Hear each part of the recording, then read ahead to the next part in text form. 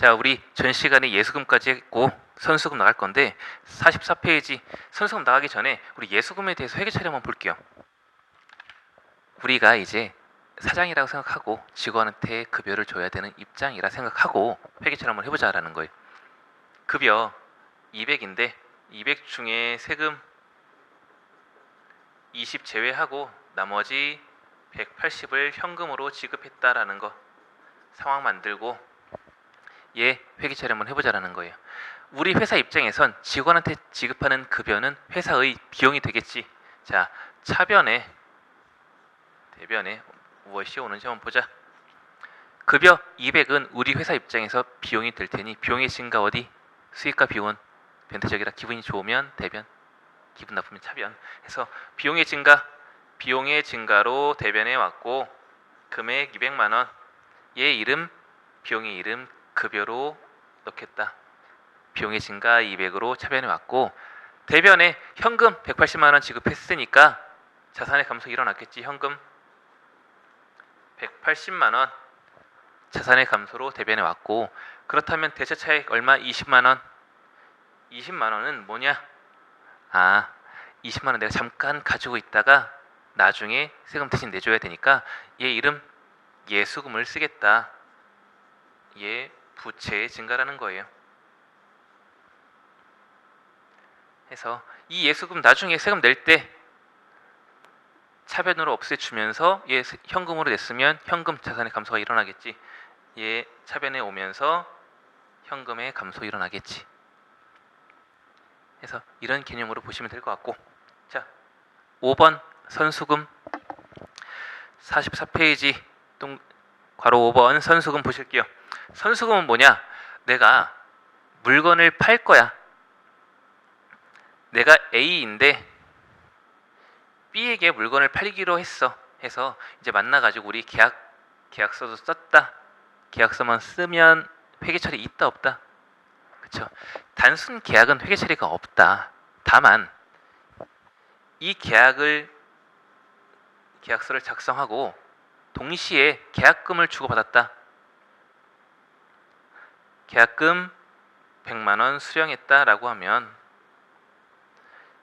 나는 이 B에게 100만 원만큼 나중에 물건을 줄 의무가 생기겠죠. 내가 B한테 물건을 팔기로 했어. 그러나 지금 당장 물건 주고받지는 않았지만 우리 계약금 100만 원 주고받았어. 왜? 왜 주고받아? 그렇죠. 나중에 이 100만 원만큼 B는 권리를 확보하기 위해 나는 의무가 발생이 되는 거겠지. 해서 이 100만 원만큼 나중에 나의 상품을 줄 의무가 발생이 되니 미리 받은 100만 원 선수금 부채로 두겠다라는 거예요. 회계 처리로 보면 차변에 100만 원 수령했으니 100만 원만큼 현금의 증가, 자산의 증가 일어났으니 차변에 현금 100원, 대변에 얘 미리 받은 돈이에요. 미리 받은 돈 선수금 나중에 내 상품을 줄 의무 100만 원 선수금에 대해서 대변에 왔다. 왜? 부채의 증가니까. 해서 이 100만 원 가지고 있다가 나중에 우리 상품 줄 때가 있겠죠. 기간이 돼서 내 상품 얘한테 줘야 돼 하면 대변에서 우리 회사의 상품이 감소하겠지. 그럼 자산의 감소가 대변에 일어날 테고 상품 얼마 감소할 테고 얘와 관련된 미리 준 돈은 까먹어야겠지. 그만큼 안 줘도 되잖아. 그러니 얘 부채 까먹으면서 차변으로 오겠다. 해서 부채의 감소로 차변에 나중에 써먹겠지. 발생했을 때와 추후 계약 기간이 도래해서 우리의 상품을 줄 때 회계 처리까지 기억해 주셔야 돼요. 양가로 6번 미지급 비용. 미지급 비용은 우리 회계의 어떤 특성 때문에 발생이 될까요? 그렇죠. 발생주의 때문에 나오는 파생되는 계정 과목 중에 하나예요. 미지급 비용. 뭐냐? 우리 회사가 19년도 20년도 했는데 4월 1일 날 화재보험에 가입을 했어. 그러나 1년 만기 화재보험에 가입을 했고 이 보험료는 만기일이 되는 다음 연도 3월 31일 날 지급하기로 했다 라고 하면 1년 동안의 화재보험에 가입했지만 19년도에 봤을 때 4월 1일부터 12월까지 우리 보험료 지급했나요? 안 했겠죠. 그러나 우리가 지급한 보험료는 없지만 이 보험은 19년도의 기속이기 때문에 19년도의 비용으로 인식을 해야겠지. 자, 그럼 보자. 차변에. 그래, 비용으로 인식하는 건 알겠어. 그럼 비용이 증가니까 차변에 오겠지. 그럼 보험료라는 비용으로 얼마. 그래, 비용이 증가 차변 이건 알겠어. 그럼 대변에 우리 얘 현금으로 지급했나요? 안 했죠. 그럼 자산의 감소는 없겠지. 그러나 나중에 이 보험료 지급할 의무가 발생이 됐으니까 이 금액만큼 부채로 잡겠다라는 거예요. 부채, 나중에 지급할 의무, 얘 이름 미지급 비용으로 하겠다라는 거예요. 비용 중에 비용으로서 귀속 시기가 도래하였으나 아직 지급하지 않은 돈, 비용인데 아직 지급하지 않은 돈, 귀속 시기는 도래했으나 4월 1일부터 12월까지 귀속 시기는 도래했으나 지급하지 않은 돈, 미지급 비용으로 개정 과목 인식하겠다라는 거예요. 왜? 발생주의 때문에. 되셨죠? 자, 다음 선수수익. 선수수익도 동일하게 발생주의로 인해 발생되는 개정 과목 중에 하나라는 거예요. 자, 내용 보시면 우리 회사가 SM인데 YG 회사가 어렵대. 그래서 우리한테 돈을 빌려가네. 무슨 조건으로? 100만 원을 120만 원을 빌리는데 우리 10% 이자 줄게. 10% 이자 주는데 지금 당장 줄게. 자, 4월 1일부터 내년도 3월 31일까지 1년 동안 빌릴 건데 이 1년 동안의 이자 12원, 120만 원에 10% 12원 지금 미리 줄게. 선이자 줄게라는 거예요. 그만큼 급하니까 해서 우리 이자를 미리 받은 거야. 총 12원. 그렇다면 4월 1일부터 12월 31일까지 이 기간에 대한 것은 19년도 올해 거니까 올해의 수익이 맞겠지. 이자 수익이 맞겠지. 내가 돈을 빌려주고 받은 이자, 우리 회사의 이자 수익이 되겠지. 그런데 이 3개월치 미리 받은 거 2020년도 분에 대한 3개월치 미리 받은 거 올해 수익이에요? 아니라는 거예요. 그러니 미리 받은 수익은 올해 수익이 아니라 내년으로 넘기자라는 거. 회계처리 한번 보실게요. 이 받은 12원 중에 3개월치 3원은 현금 3원은 이자 수익의 증가가 아니라 뭐다? 그래, 미리 받은 수익이야. 선수 수익이라는 거예요. 얘 수익의 증가가 아니라 부채의 증가라는 거. 그러면 얘 나중에 20년 됐을 때 그때 가서 기분 좋아해야지. 지금 당장 3원만큼 너 미리 줘야지 말고 나중에 내년 가서 3원 이자 수익으로 인식해. 그렇다면 20년 가면 얘 없애주면서 그때 가야 이자 수익으로 진정한 이자 수익으로 인식을 하겠지. 그래서 수익 중에 미리 받은 수익, 선수 수익으로 부채의 증가로 인식한다라는 거. 자, 양가로 8번 유동성 장기 부채. 유동성 장기 부채는 이름은 장기란 말이에요. 장기. 그렇다면 만기가 1년이 지나겠지. 그런데 우리 지금 어디 하고 있어요? 우리 지금 유동부채 하고 있단 말이야. 그렇다면 얘 만기가 1년이 넘지만 이제 기간이 지나서 만기일이 1년보다 짧아진 거야. 즉 결산 종료일로부터 1년 이내 상환하게끔 되어 있다라는 거예요. 처음에는 얘 만기가 1년이 넘어서 장기 부채로서 비유동 부채로 구분이 되었으나 이제 너 기간 얼마 안 남았으니 이름 바꿔. 즉 유동성 장기 부채라는 이름으로 바꿔라는 거예요. 이게 맞겠죠. 그래야 정보 이용자도 이 정보를 보고 장기 부채가 있었다가 만기가 도래한 금액이 얼마 있구나라고 판단이 될 거 아니야. 그렇다면 이 회사가 지금 당장 나갈 금액이 있겠구나. 그럼 현금이 유동성이 발생이 되겠구나라는 판단이 될 거 아니야. 정보 이용자는. 해서 정보의 신뢰성을 제고시키기 위해 계정 과목을 분류를 다시 하자라는 거. 유동성 장기 부채로. 그래서 장기 부채이지만 유동성이 높은 장기 부채라는 거. 양가로 9번 미지급 배당금.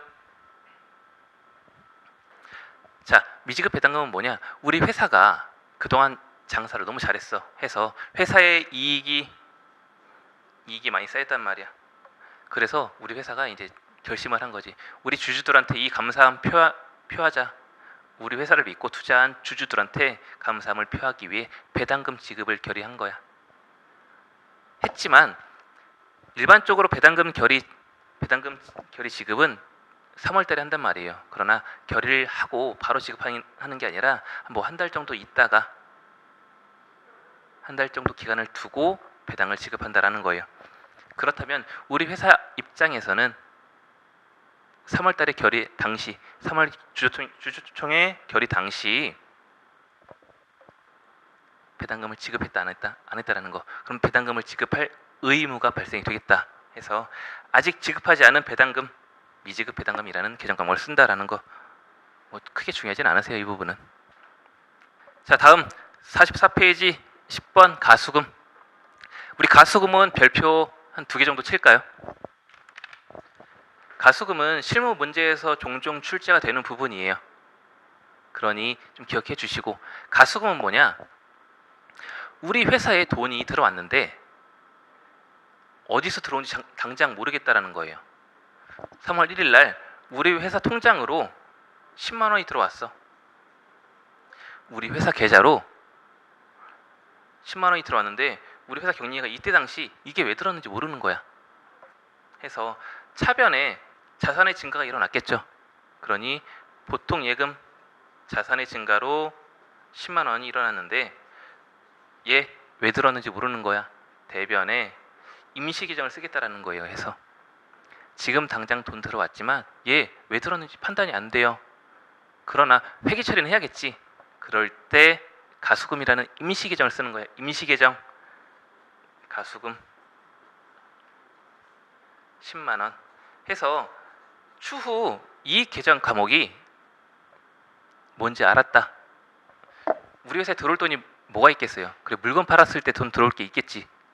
가장 기본적인 예를 들면 우리가 거래처한테 상품 10만 원을 팔았다라고 하고 기존의 외상 매출금 나중에 받기로 한 돈이 10만 원 있었던 거야. 그런데 상대방이 자기 이름을 안 써놓고 자기 이름도 안 써놓은 금액으로 보통 예금에 이체를 해놓는 거야.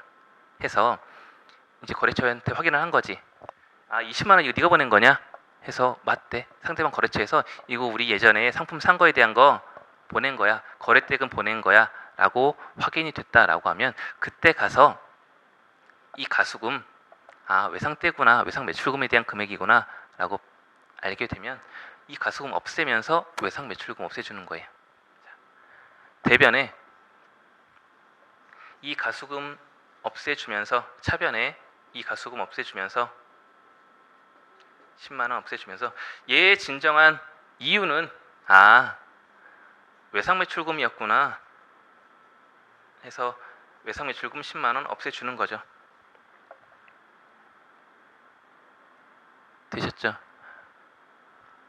시험 문제에서는 아마 이 위에 회계 처리는 입력이 되어 있을 거예요. 실무 문제에서는 몇 월 며칠 가수금으로 10만 원이 인식이 되어 있다. 얘와 관련된 내역은 실제 외상 매출금의 회수로 확인이 되었다라고 하면 우리 실무 문제에서는 추가적으로 이 회계 처리만 하면 된다는 거예요. 차변에 가수금 없애주면서 대변에 자산의 감소인지 수익이 증가인지 이유를 적어주면 된다라는 거 되셨죠? 그래서 가수금까지 기억해 주시고 자 비유동 부채 나갈게요.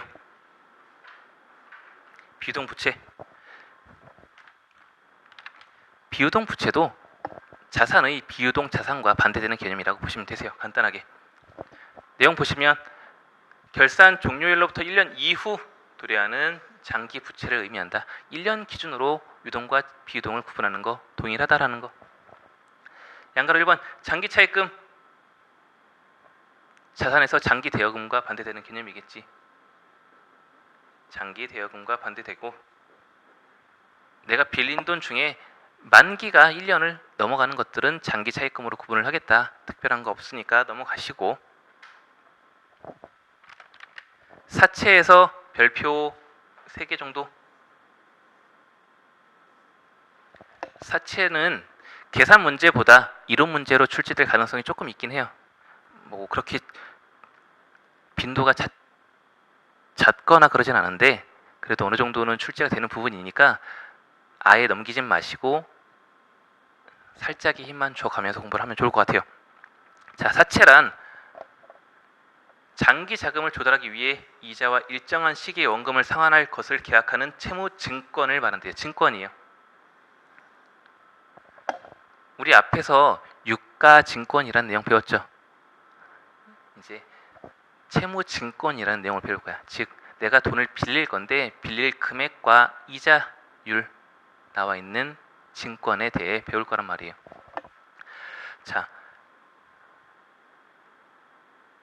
사채 발행부터 책 우리 45페이지 사채 중간 사채 발행부터 보실 건데, 자, 액면 발행.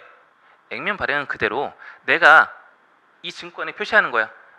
나 100만 원 빌릴 거고 이자 10% 빌릴 거야 했더니 누군가가 나한테 돈을 빌려주러 왔어. 그래, 내가 100만 원에 10%에 돈 빌려줄게 라고 하면 내가 발행한 사채 내용과 나한테 돈을 빌려주고자 하는 사람이 의견이 일치한 거야. 해서 우리의 의도대로 돈을 빌린 거죠. 100만 원 빌릴 건데 10%로 이자 빌린 거야. 그렇다면 액면 발행이라고 보고 발행가액과 액면가액이 같은 것. 자, 할인 발행은 뭐냐? 내가 돈을 빌리고자 100만 원에 100만 원 10%로 빌리고자 증권을 발행했어. 그런데 나한테 돈을 빌려주는 사람은 야, 나는 10%더 받아야 될 것 같아. 지금 니네 좀 사정 어려운 것 같은데 돈 빌리려면 나한테 이자 10%보다 더 줘. 한 12%로 줘.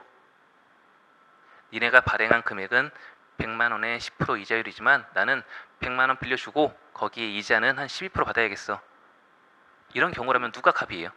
그렇죠. 나한테 돈을 빌려주는 사람이 갑이겠지. 나는 의뢰의 입장이 될 거예요. 그렇게라도 빌려야지. 지금 사정이 급하니까. 해서 발행가액, 즉 돈을 빌리는 금액이 내가 빌리고자 하는 금액보다 작은 거야. 즉 시장 이자율이 더 높은 경우예요. 액면 이자율보다 시장 이자율이 더 높은 경우, 돈 빌리기 어려운 경우죠. 다시 말해 나의 신용도가 조금 낮은 경우겠지. 반대로 할증 발행은 내가 100만 원에 10%로 돈을 빌리고자 했는데 이상하네. 상대방이 야, 내가 8%를 빌려줄게. 너 10% 빌리려고 했는데 나는 8%를 빌려줄게. 왜? 니네 회사 좀 튼튼한 것 같기도 하고 나도 지금 8% 정도 받으면 돼. 이런 경우엔 누가 갑이에요? 그렇죠. 내가 갑이겠지. 그러니 내가 빌리고자 하는 액면 이자율보다 시장 이자율이 더 낮겠지. 이런 경우 어떤 경우예요? 나의 신용도가 높은 경우예요. 내 신용도가 높으니까 상대방은 그거보다 더 싸게 해도 난 너 믿고 빌려줄 수가 있어. 이런 경우. 상황은 이해되셨죠? 그럼 각각의 회계처를 한번 보겠다라는 거예요. 자, 액면 발행은 내가 발행한 금액만큼 현금 들어오니 차변의 현금 자산의 증가, 그리고 대변의 사채, 내가 빌린 돈, 지급할 의무가 있는 돈, 부채의 증가로 동일한 금액이 오겠지. 그러나 할인 발행은 내가 100만 원 빌릴 건데 100만 원 다 안 줘 상대방이. 즉, 차이 나는 금액을 선이자라고 한번 써볼게요. 선이자. 사채 할인 발행 차금. 우리 책 45페이지 회계처리 보고 있어요. 사채 회계처리 보고 있고 할인 발행의 사채 할인 발행 차금에 대해서 선이자로 한번 필기를 해놓을게요. 무슨 말이냐? 나는 100만 원 빌릴 건데 상대방이 여기서 나한테 100만 원 다 주는 게 아니라 한 90만 원만 주네. 왜? 야, 왜 90밖에 안 줘? 아, 10만 원. 너 좀 믿음이 들 가니까 내가 이자 좀 떼고 줄게. 선이자라는 거예요. 해서 뭐 이래도 빌려야지. 왜? 내가 급하니까. 해서 사채 금액 100원이지만 나한테 들어온 돈 90이라는 거예요. 왜? 10만큼 선이자 뗐으니 이 선이자 뗀 금액 사채 할인 발행 차금으로 계정 과목 인식하겠다라는 거. 회계 처리하다 보면 내가 빌리려고 한 금액과 나한테 실제 들어온 돈과의 차이가 발생이 돼. 그런 경우 기분이 좋고 나쁨이 바로 나타나잖아. 100만 원 빌리려고 했는데 나한테 실질적으로 90만 원만 들어왔어. 기분 나쁘니까 어디겠어? 비용이겠지. 되셨죠? 비용이니까 당연히 차변에 왔겠고. 반대로 할증 발행. 내가 100만 원 빌리고자 했다 해서 사채 발행을 100만 원에 했어. 그런데 상대방이 나한테 110을 준 거야. 숫자 헷갈리니까 120을 할까요? 야, 나 100만 원만 빌리려고 했는데 너 나한테 120 줘. 20 더 줬는데 이거 널 믿으니 조금 더 빌려줄게. 사채 할증 발행 차금이에요. 내가 사채 100만큼 발행했으나 이보다 더 준 거야. 해서 사채를 발행했는데 할증 발행된 경우 이 차이 나는 금액에 대해서 사채 할증 발행 차금이라는 계정과목을 쓰겠다라는 거예요. 나의 시중도가 높으니까 나 너 더 돈 빌려줘도 될 것 같아. 좋은 기분이에요. 그러니 대변에 왔겠지. 수익의 증가로. 사채 할증 발행 차금. 그래서 할인 발행과 할증 발행 간의 회계 처리 구분. 시장 이자율과의 관계. 시장 이자율이 높으면 할인 발행, 시장 이자율이 낮으면 할증 발행이라는 거 같이 구분해 주시고 45페이지 하단에 보면 내용 나와 있어요. 밑줄 칠게요. 사채의 할인 발행은 사채 발행 시점의 시장 이자율이 액면 이자율보다 높을 때 나타나는 경우인 거고 사채 할인 발행 차금은 시장 이자율보다 사채 할인 발행 차금은 사채의 발행 회사가 시장 이율을 보장해 주기 위해 사채 발행 가액을 액면가액 이하로 할인해 주는 금액을 말한다라는 거. 할증은 반대라고. 시장 이자율이 더 낮은 경우 밑줄 치시고 45페이지 하단 기억해 주시고 다음으로 넘어갈게요. 자, 우리 회계 처리로 한번 같이 보자라는 거예요.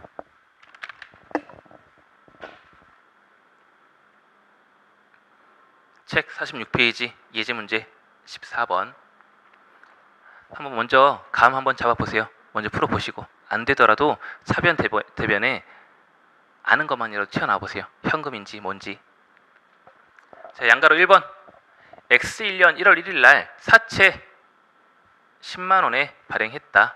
액면가액 10만 원, 만기 3년, 액면 이자율 10%. 즉, 나 10만 원 빌릴 거고 얘와 관련된 이자 10%로 빌리려고 이제 공지를 한 거야. 그랬더니 누군가가 나한테 나 10만 원에 동일한 이자율로 빌려줄게. 그럼 얘 무슨 발행이다? 그쵸? 액면 발행이 되겠지. 동그라미 1번은 액면 발행이 될 테고 그렇다면 얘 회계 처리는 간단하겠지. 나한테 얼마 들어왔어? 10만 원. 현금 10만 원 들어왔으니 자산의 증가 차변 대변에 이거 빌린 돈이니까 사채 발행해서 빌렸으니까 사채라는 부채의 증가로 대변해서 10만 원. 액면 발행은 크게 어려움 없으시죠? 자, 양가로 2번. 액면가액 10만 원. 액면 이자율 10%인데 나한테 8만 원만 줬네. 나 10만 원 빌리기로 했는데 이놈이 나한테 8만 원만 줬어. 그럼 2만 원 기분 나쁜 거 생겼지? 사채 발행했는데 나한테 기분 나쁜 2만 원이 생겼다. 이 이름 뭐다? 사채 할인 발행 차금이라는 거. 자, 느낌적으로 기분 나쁘니까 차변에 비용이 나오겠구나라고 하셔야 돼요. 우리한테 얼마 들어왔어? 차변에. 그렇죠? 8만 들어왔죠. 현금 8만 원. 그런데 우리 사채 얼마 발행했어? 10만 원 발행했죠. 나 사채 발행해서 10만 원 발행했는데 나한테 실제 들어온 돈은 8만 원이다. 이 차이 나는 금액 2만 원에 대해서는 이름 뭐로 하겠다? 사채 할인 발행 차금. 사채 할인 발행 차금으로 이름을 쓰겠다라는 거. 예, 기분 나쁘죠? 비용의 증가로. 양가로 3번. 액면가액 10만 원, 이자율 10%인데 나한테 14만 원이나 들어왔다. 자, 회계 처리. 얘 무슨 발행? 할증 발행이 되겠지. 차변에 현금 14만 원 들어왔고 14만 원 자산의 증가로 차변에 왔고 대변에 우리 사채 얼마 발행했어? 그쵸, 10만 원 발행했죠. 사채 10만 원짜리 발행했는데 나한테 14만 원 들어서 4만 원 기분 좋은 거 어디겠지? 수익이 증가니까 대변이 오겠지. 그럼 이 기분 좋은 느낌 뭘로 표현하냐? 사채 할증 발행 차금으로. 사채 할증 발행 차금으로 계정 과목 쓰겠다라는 거예요. 느낌적으로 오셨죠? 얘는 내가 돈 빌린다고 생각하고 접근한다면 느낌적인 느낌이 올 거라는 거예요. 자, 46페이지 양가로 3번. 사채 가격 결정은 그래서 액면가액과 액면 이자율로 사채 가액이 결정이 돼요. 그리고 사발비는 넘어가시고 사채 발행비는 넘어가시고 양가로 5번. 사채 발행 시 발생한 사채 할인 발행 차금, 사채 할증 발행 차금은 발생 시점부터 만기일까지 유효 이자율을 적용한다. 이 부분만 밑줄 그을게요. 무슨 말인지 몰라도 이 금액 우리 기분 나쁘고 기분 좋고 금액 지금 당장 한 번에 인식했지만 얘 만기까지 일정한 기간 동안 감가상각처럼 일정한 기간 동안 생각해 나가자라는 거예요. 얘 지금 당장 한 번에 기분 나빠하지 말고 차차 기분 나빠하자라는 거예요. 들으셨죠? 기분 나쁜 건 맞아. 할증 발행 차금 기분 좋은 거 맞아. 그런데 얘 킵해놨다가 나중에 일정 부분 나눠서 기분 좋고 기분 나쁨 나눠서 인정하자. 나눠서 인식하자라는 거예요. 그 부분만 좀 체크를 하시면 될 것 같아요. 사채 부분에서는. 47페이지 퇴직급여 충당 부채 할 건데 퇴직급여 충당 부채는 조금 별표 한 2개 정도. 자주 출제가 되진 않으나 그렇게 좀 중요하지 않은 부분도 아니에요. 얘는. 왜냐하면 이론적으로 나오는 경우가 많아요. 기업회계도 그렇고 전산회계도 그렇고 충당부채 쪽에서는 출제위원들이 좋아하는 부분이니까 조금 집중해 주시고 내용 보시면 충당부채는 밑줄 과거 사건에 의해서 발생한 현재 의무로서 지출의 시기나 금액이 불확실한 부채를 의미한다. 예를 들면 우리 회사 종업원들이 있어. 근데 이 종업원들이 지금은 열심히 일하고 있지만 언제 퇴직할지 몰라. 그렇다면 우리 회사는 이 직원들한테 무엇을 줘야 하나요? 그렇죠. 퇴직금을 줘야 하지. 그래서 나중에 한 번에 퇴직금 줄 때 이거에 대한 슬픔을 인식하려고 보니 너무 부담이 되니 지금 당장 좀 예상을 해보자라는 거예요. 우리 직원들이 지금 당장 나간다면 얼마 줘야 할지 한번 계산해 봐서 이거 미리 좀 비용으로 인식하자라는 거예요. 자, 밑줄 그리고 별표 1, 2, 3번 동그라미 1, 2, 3번 별표 책 47페이지 책에는 동그라미가 없죠. 번호가 안 매겨져 있는데 점 3개 과거 사건의 결과로서 발생한 당의 의무로서 과거 사건의 결과로 발생한 당의 의무 동그라미 치시고 의무를 이행하기 위해 자원의 유출 가능성이 높고 이 소요되는 금액을 신뢰성 있게 추정할 수 있어야 한다라고 한다면 이 충당부채 인식할 수 있다라는 거예요. 즉 미리 압할 수 있다. 즉 미리 비용으로 인식할 수 있다라는 거예요. 충당부채. 만약에 이 요건 중 하나라도 충족을 못한다면 얘 충당부채가 아니라 뭐로 우발부채라는 이름을 쓰라라는 거예요. 즉 우발부채는 그렇다면 정상적인 부채겠어요? 정상적인 부채면 충당부채와 우발부채를 구분할 필요가 없겠지. 그러니 우발부채는 부채가 아니라 별도의 주석으로 기재를 하겠다라는 거예요. 예, 주석으로 기재를 하겠다. 부채가 아니라 별도의 주석으로 인식을 해라. 해서 이 세 가지 충당부채 요건은 암기를 좀 해주셨으면 좋겠어요. 이런 문제로 나오는 경우가 많으니까 이런 식으로 다음 중 충당부채의 요건이 아닌 것은 세 개에다가 하나 끼워 넣으면 되겠지. 그래서 이 부분 기억해 주시고 앞으로 우리는 충당부채 중에 퇴직급여 충당부채라는 개정 광고를 배울 거다. 그럼 뭐다? 그래요. 우리 종업원들이 지금 당장 나간다면 어느 정도 미리 슬퍼해야 하니 이 금액 어떻게 설정할지 한번 보겠다라는 거예요. 퇴직금은 종업원이 퇴직할 때 나가는 돈이니까 이 금액 미리 한번 고민해 보자라는 거. 해서 우리 잠깐 쉬었다 할 건데 다음 시간부터는 퇴직급여 충당부채 설정하는 방법 등 회계 처리하는 방법 등 같이 보실 거니까 좀 공기 좀 쐬고 오시고 머리 좀 식히고 오신 다음에 같이 보시면 될 것 같아요. 자, 잠깐 쉬었다 할게요.